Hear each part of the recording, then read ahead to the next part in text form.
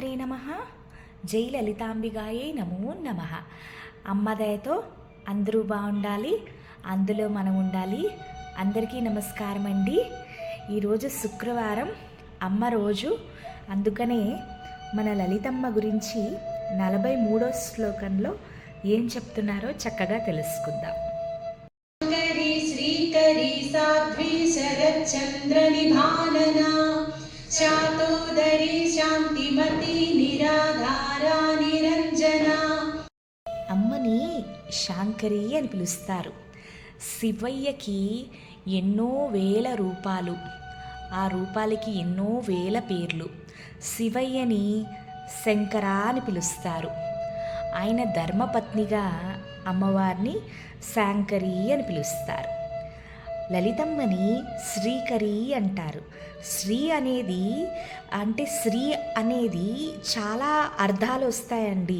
మొదటి ఇది మంగళకరము. శ్రీ అంటే మంగళకరము అని పిలుస్తారు.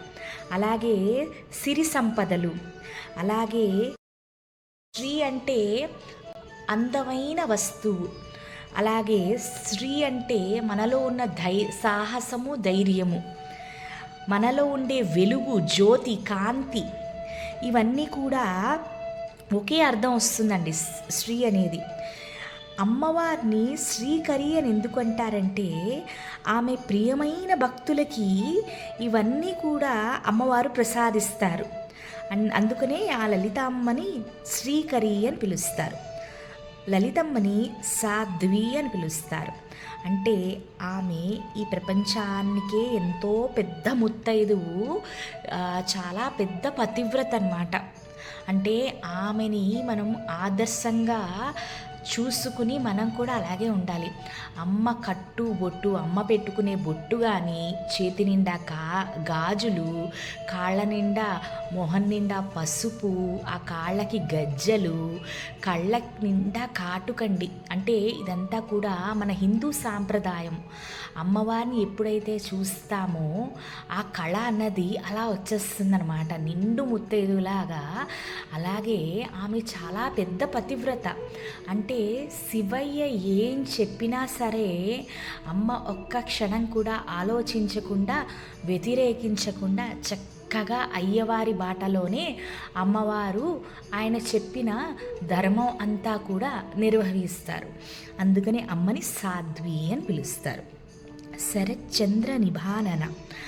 లలితమ్మ మొహము ఎంత కాంతివంతంగా ఉంటుందంటేనంట, పౌర్ణమి రోజు మన ఆకాశంలోని మన డాబా ఎక్కి కూర్చుంటే పౌర్ణమి రోజు ఆ చందమామని చూస్తే వెన్నెలలో ఎంతో ప్రశాంతత, అంటే పౌర్ణమి వెలుగు మనందరికీ కూడా చలువుని ప్రసాదిస్తుందండి. అమ్మ మొహం కూడా అంతే కాంతివంతంగా ఉంటుంది, అంత మనోహరంగా అందంగా ఉంటుంది అని ఇక్కడ ఈ నామంలో వర్ణిస్తున్నారు. కానీ కొన్ని చోట్ల ఏం చెప్తారు అంటే లలితమ్మ మొహము చాలా కాంతివంతంగా అందంగా దగదగలాడిపోతుందంట. అమ్మ అందము, ఆ కాంతిలో 1/4 వంతు కాంతి చందమామకి పంచుతారంట. ఎందుకు అంటే చంద్రుడు ఆ లలితా త్రిపుర సుందరికి చాలా పెద్ద భక్తుడు. అందుకనే ఇంకొక దగ్గర కూడా మను విద్య, చంద్ర విద్య, అంటే మన్మధుడు, చంద్రుడు, వీళ్ళందరూ కూడా శ్రీ విద్యా ఉపాసకులు. అమ్మని ఎంతో కొలుచుకుంటారు. అందుకనే అమ్మలో 1/4 వంతు కాంతి ఆ చందమామకి పంచినప్పుడు ఆ కాంతి అంతా కూడా మనం పున్నమి రోజు చూసేదంతా కూడా అమ్మ అంట 1000 రెట్లు ఇంకా కాంతివంతంగా ఉంటారంట. అంతా దగదగలాడిపోతుంది లలితమ్మ. తర్వాత లలితమ్మని శతోదరి అని పిలుస్తారు. శత అంటే 100, ధరన్ అంటే కొండలండి. అంటే శతాధరుడు అని ఆయన కొండలకే రాజు.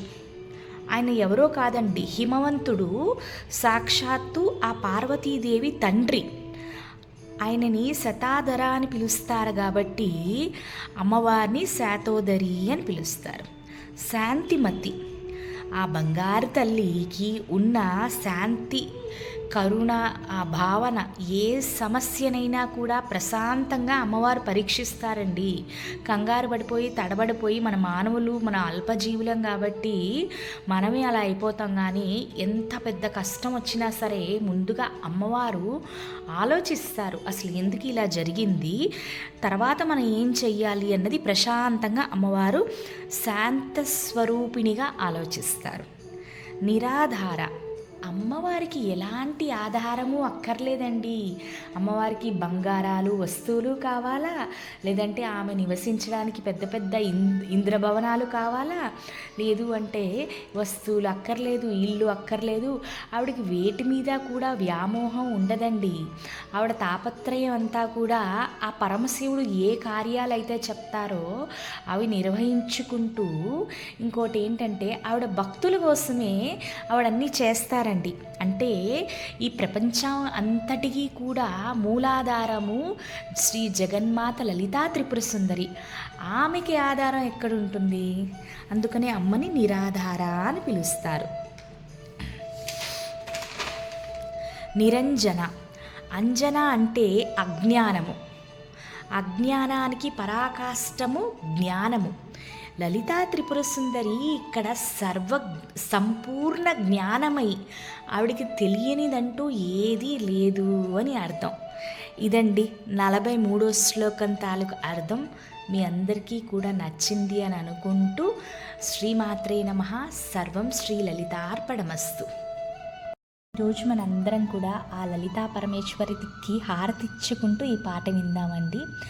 లలితా మాతా శంభు ప్రియా, జగతికి మూలం నీవమ్మా, శ్రీ భువనేశ్వరి అవతారం, జగమంతటికి ఆధారం, హేరంబునికి మాతవుగా హరిహరాదులు సేవింప, చండుని ముండుని సంహారం, చాముండేశ్వరి అవతారం, పద్మరేకుల కాంతులతో బాలా త్రిపుర సుందరిగా, హంసవాహన రూపిణిగా, వేదమాతవై వచ్చితివి, శ్వేత వస్త్రము ధరించి అక్షరమాలను పట్టుకుని భక్తి మార్గము చూపితివి, జ్ఞాన జ్యోతిని నింపితివి, లలితా మాతా